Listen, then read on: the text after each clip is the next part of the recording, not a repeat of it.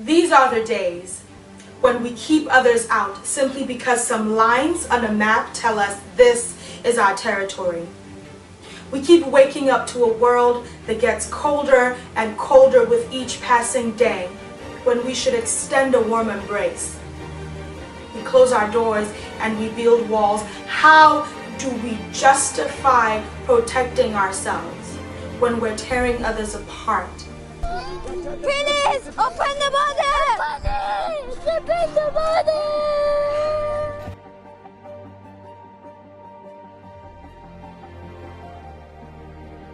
The refugee migrants crisis is as much a problem for Europe and the Americas as it is for the rest of the world, and especially in Africa. Did you know that in South Sudan there are over 4.1 million people who are facing extreme hunger currently? Talk about Eritrea. Eritreans are facing some of the worst human rights violations in modern times. And in Ethiopia, there's a major crackdown on dissent. Not to mention the grave situations in places like Libya, Somalia, Burundi, the Congo, and Central African Republic, amongst many others.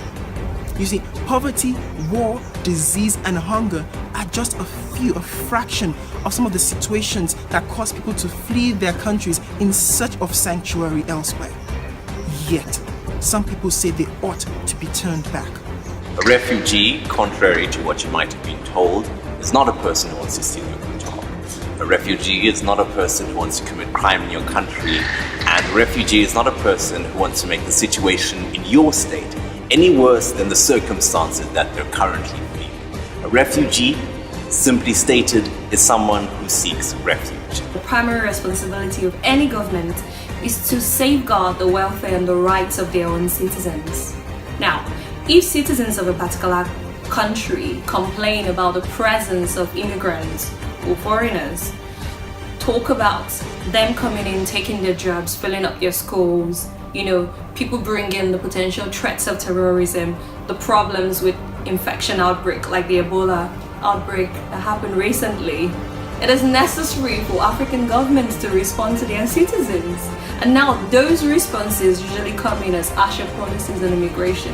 In 1969, Ghana issued an expulsion order known as the Aliens Compliance Order that required all immigrants have a work permit or leave the country within 2 weeks. This affected people from Nigeria, Niger, Burkina Faso, Togo, Mali, Benin, and Ivory Coast. Fast forward to 1983, when former Nigerian President Shehu Shagari ordered about 2 million immigrants out of the country if they did not have the proper documents.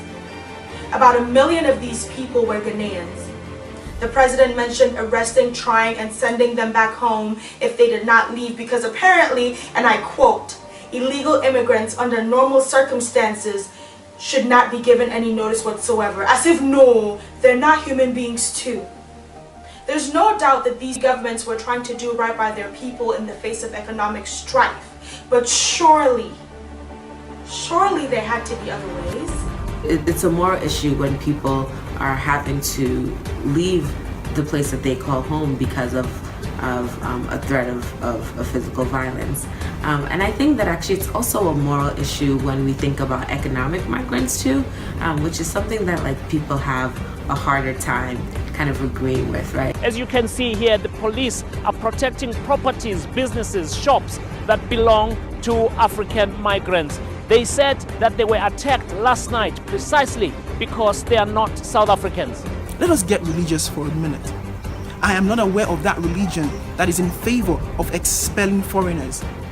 You see why this is hypocritical? How about we get legal then? Through our collective humanity, we have penned documents which protect, promote, and guarantee the rights of foreigners, refugees, and migrants. You want to serve as gatekeepers? How about you start by being your brother's keeper?